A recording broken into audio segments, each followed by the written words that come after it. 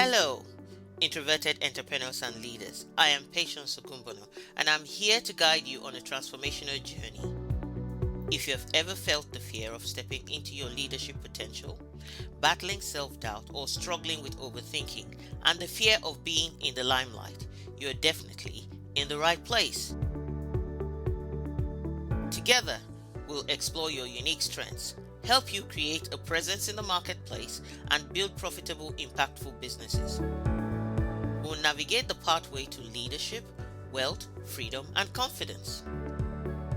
Join me as we embrace the power of introversion, develop unwavering confidence, and transform your quiet strength into powerful impact. It's time for introverted women to rise, and it starts right here. Let's dive in. Welcome back to Quietly Confident Introvert, your go-to show for empowering introverted female entrepreneurs and women in business and leadership. Thank you for tuning in and joining me on an incredible journey of empowerment to make a difference in the world. And today we are on another episode 3, and I would like to talk about introvert strengths, my favorite topic. You know, I think that sometimes when I talk about introverts or introversion, I kind of feel like although we shy away from the spotlight, it does put a spotlight on you, isn't it? People are saying, what's so special about introverts? Why is it that extroverts are not shouting just as much as introverts? And that in itself is something that I find sometimes a bit challenging, I will have to say. However, it's important to recognize that introverts don't always celebrate who they are and celebrate their strengths. So I thought that it was very important for me to make this one of my first key topics for this particular podcast that I've started and I'm excited about. And I'm looking forward to contributing to the journey of many introverted women who are able to then step out to fulfill long held ambitions, step into their full potential, and create that presence in the marketplace that they desire, as well as step up to impact and influence those around them, including whether in the workplace or in the business place, leading to profiting from their gifts and their talents. So that's what I really want to do throughout my journey on this podcast. And like I said, today we're talking about introvert strengths. So in my younger years, in my 30s, I wouldn't say that I focused on strengths. I focused a lot more on weaknesses. I really did. I thought more about my weaknesses and thought more about the things that I couldn't do rather than the things that I could do. I was more really fixated on fixing myself constantly. How can I be better so that I can be accepted and approved by others and belong? So, and I think that many introverts can relate to this. This, as I said in the first episode when I talked about authenticity and vulnerability, meant that many times I tried to be who I wasn't, and I would walk around with a mask, which I'm glad to say is off, and I'm living as the real me, and who I am, I keep it real, as I love to say. And a lot of the focus on weakness really led to a lot of negative self talk. So today, my focus is on what are the positives about being an introvert? How has introversion helped me? A lot of times I tell people in a lot of my own interviews, when I get interviewed in podcasts and in different places, I would say introversion gives me purpose. And truly, I believe that my unique gifts, my unique talents, my unique way of seeing the world, my unique way of being can make such a huge difference to other people. And I know that it's a journey for most people. So my desire today is to help you go on that journey if you haven't been. And if you're already on that journey, perhaps some of the things I'll be talking about will help you even more continue on that progress journey to really talk about and live through your strengths.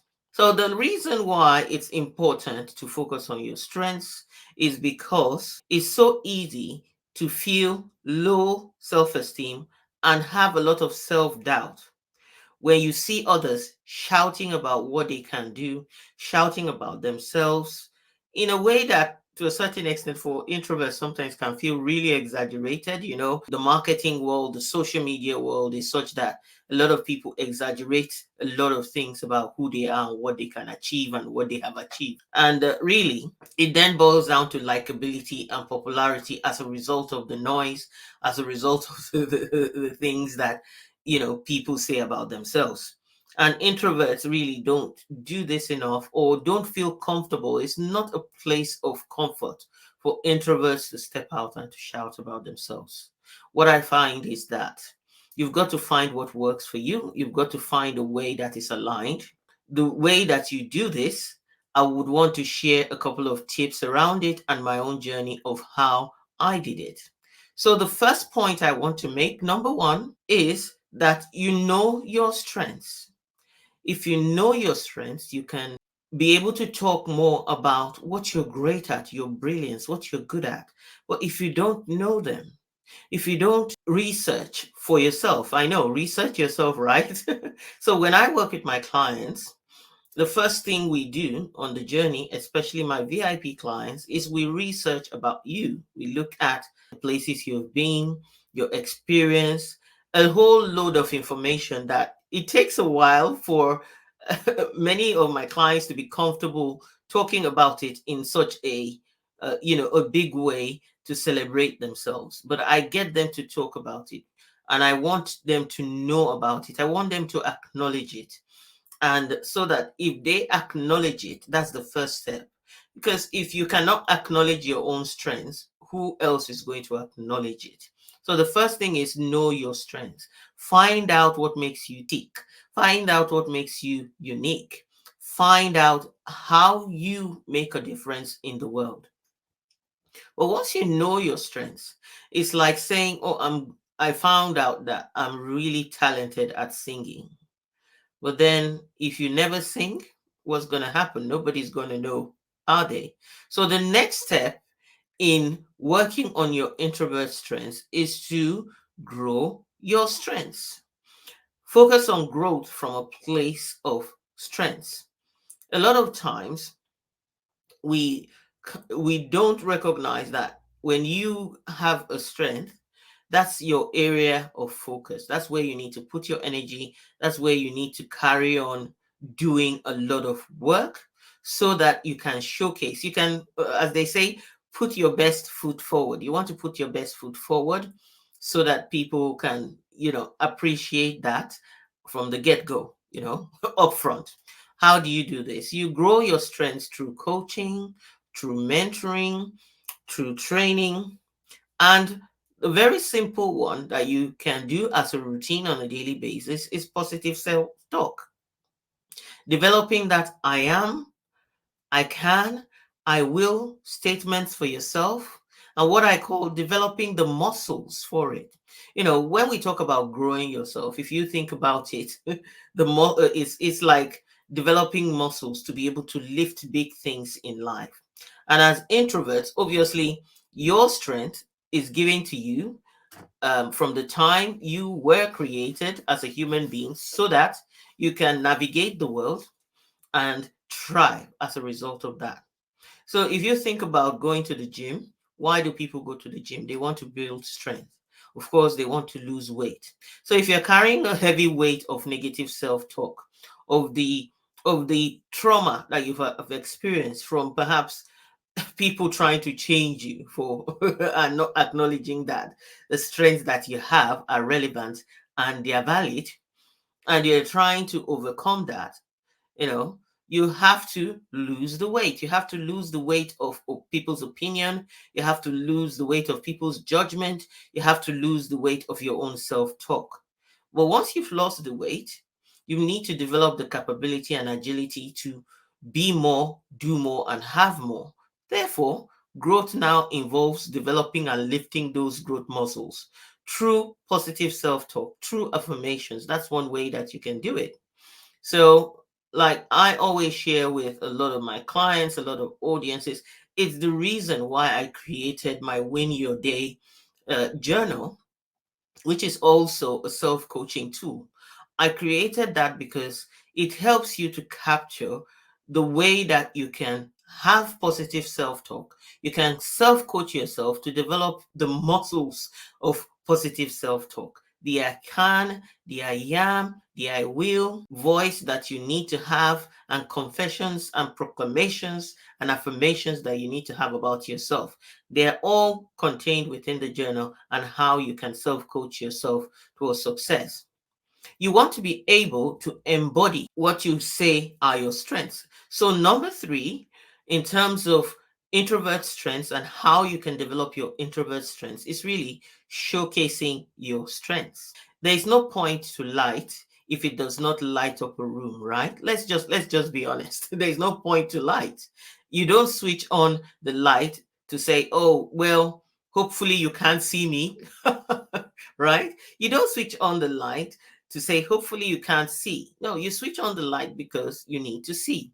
In the same way, you shine the light on your strength, you showcase your strength because you want to be seen, you want to create that presence, and you want to position yourself in places where you want to have an impact, in places where you want to gain a reward from using your strengths.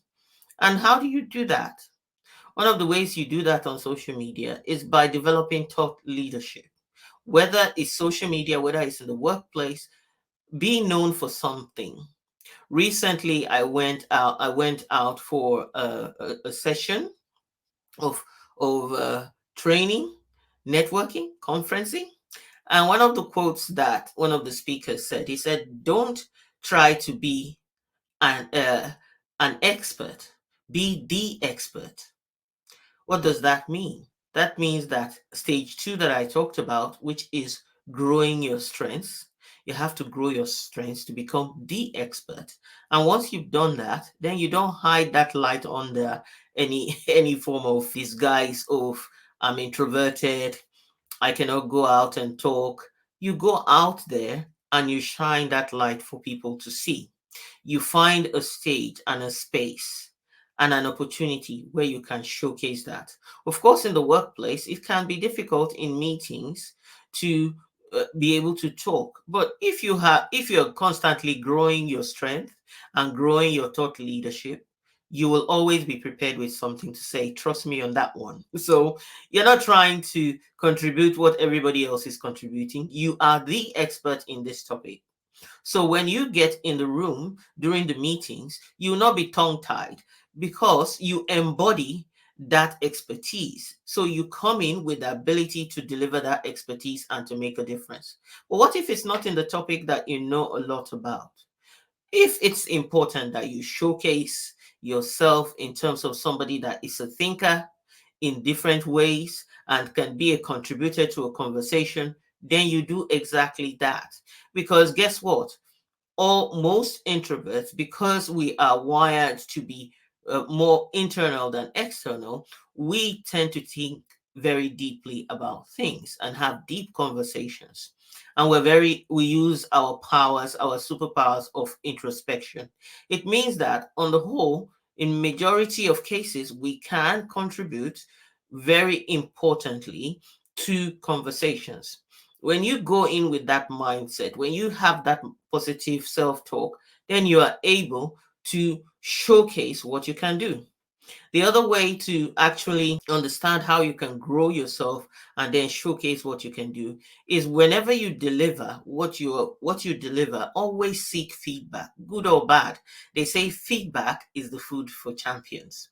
And for me, I find that this is true in my life.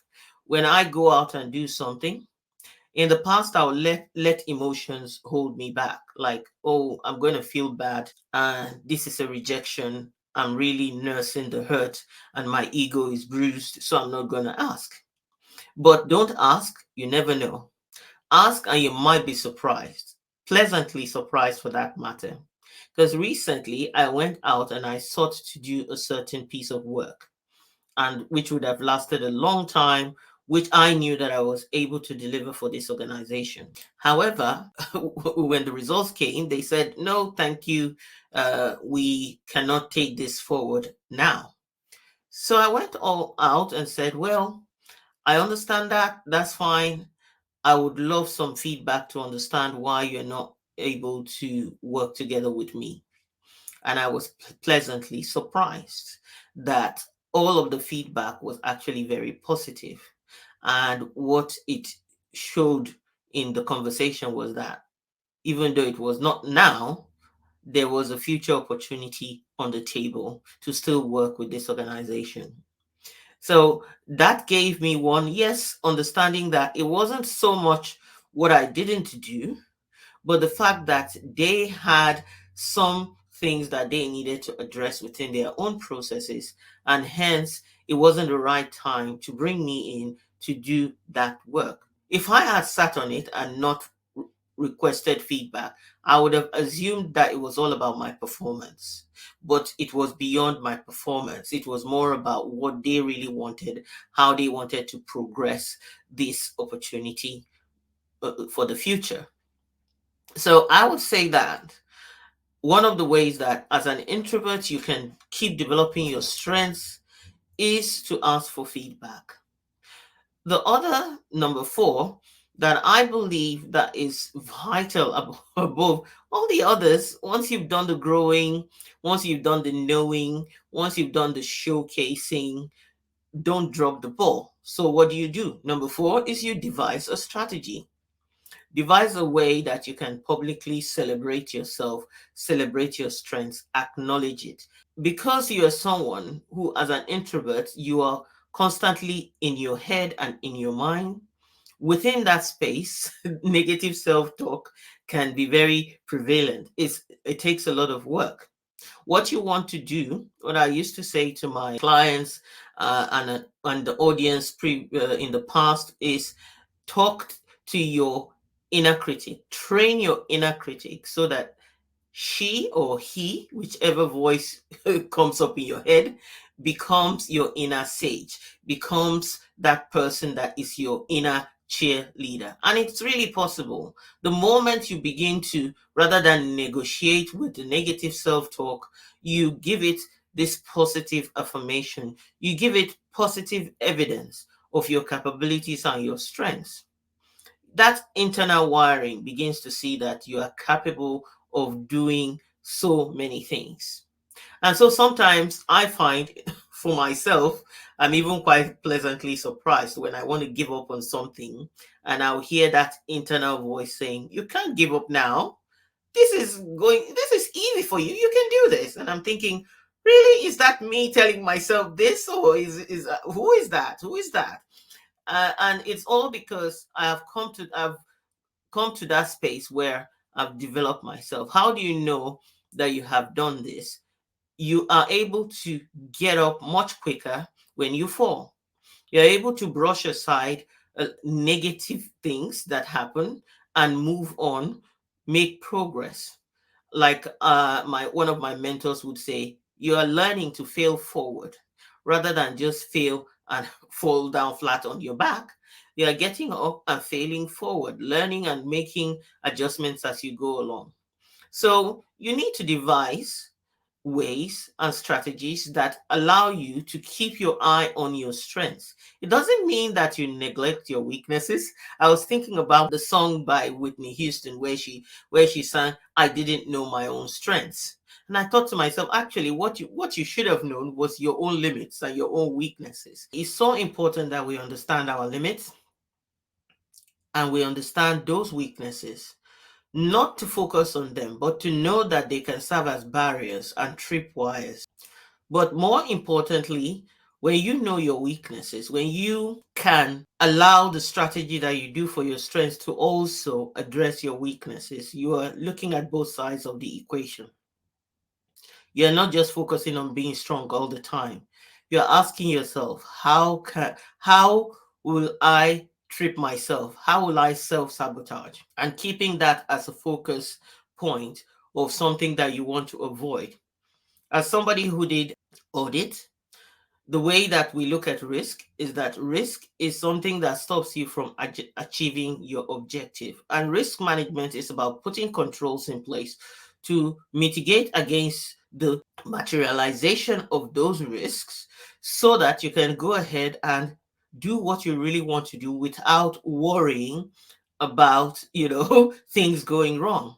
So if you have already done the work as part of your devising your strategy to know where things can go wrong, that means you put some mechanisms in place to address them. So when we talk about risk, we would say things like, okay, you need to do four things. You need to either treat it, you accept that you want to tolerate it, you accept that you want to transfer it to somebody else. So that is where, as a business person, delegation comes in. As a manager, delegation also comes in. Take, for example, if you're a manager who is more bigger picture, but you have strengths to motivate people to move towards the vision, and your strength is not in the detail. But what do? You make sure that you have strong team members, strong team leaders who are more detail oriented. What then happens is, what you have done is you have transferred some of the risk, and you are tolerating as well, having a threshold of tolerance there, but also you have transferred some of that risk because you're giving it to somebody who is very detail oriented, who enjoys sitting with the detail, for whom that's their area of strength. You'll find that more and more you are able to do more, especially if you are someone who has also developed leaders around you. That leader that has the ability to focus on detail is able to mitigate any risk that comes from you wanting to do your work or missing out because you're focused more on the bigger picture. The other one is actually you can decide that you want to obviously transfer it, you want to eliminate it completely by not doing the things that are within the area of your weakness, right? So if they are in the area of your weakness, you can choose to avoid them completely and go ahead and only focus on the areas where you know that you're strong. So you have to devise a strategy. One of my strategies is to remember that each week I need to record in terms of publicly, not privately, because privately you can say yay and nobody cares, right? So you want to say woohoo and say it out loud, because that's one way that your inner critic will hear it and really come to accept it. The other thing is you are stretching what is comfortable for you and positioning yourself using the right strategies within the marketplace. Another way is within my journal, the Win Your Day journal. I have a section where you celebrate daily wins. They don't have to be big. It might be that you made a promise to yourself to go to the gym and you went to the gym. You didn't feel like it and you completed a session that day. You might have wanted to do an hour, but you did 30 minutes. That's something to celebrate because you are focused on progress over perfection.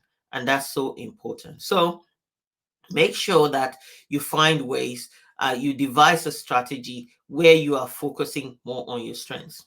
And the last one, which is so important, whether you are in business or whether you are in the corporate space as an introvert, is to build your personal brand. So, your personal brand is that which showcases what your values are, what you bring to the table, how you make a difference to the world, what people expect when they encounter you, what people should expect when they relate with you, what people should expect when they work with you. This is developing your brand, having that courageous authenticity, having the patience, the perseverance, and the persistence to develop a personal brand that is so authentic and is you, building in the fact that you're an introvert and therefore uncompromising. It's a non negotiable thing. You're not trying to cure yourself of introversion. You're actually trying to showcase that introverts have great qualities that make a difference both in business and in leadership.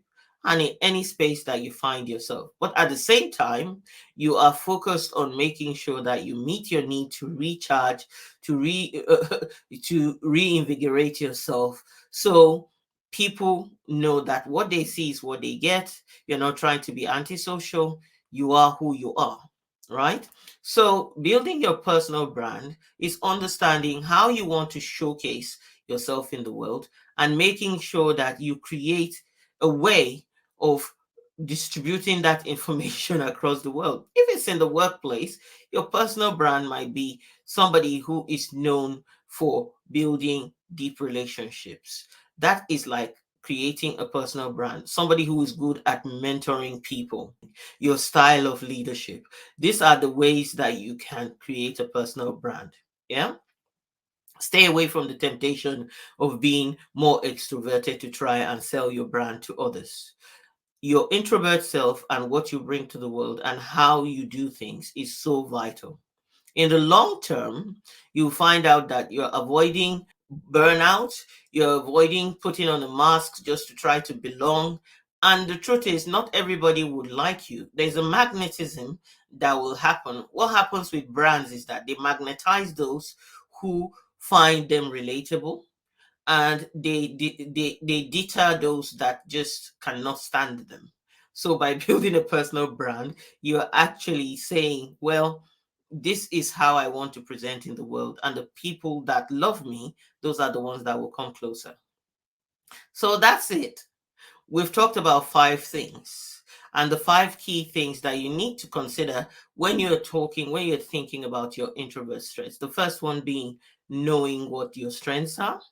The second being growing that's those strengths areas without neglecting your weaknesses so that you don't self-sabotage.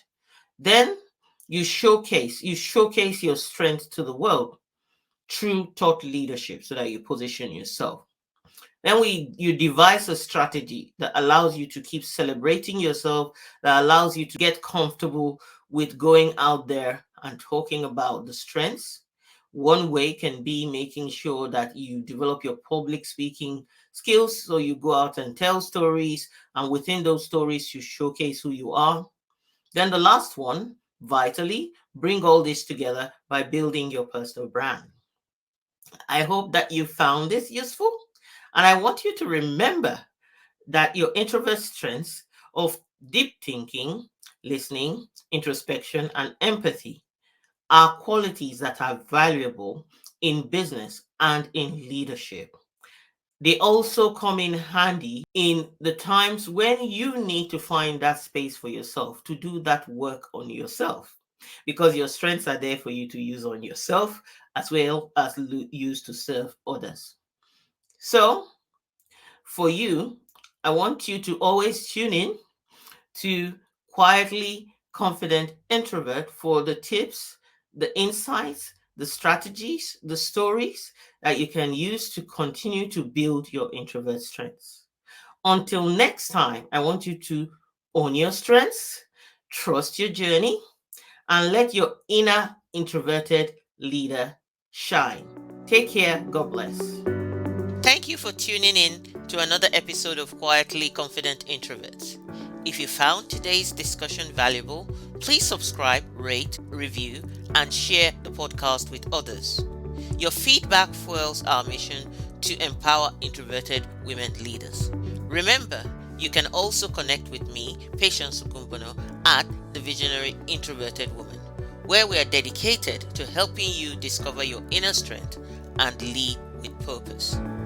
Stay true to your vision. Embrace your introverted superpowers, and let's make a lasting impact together. Until next time, stay confidently introverted.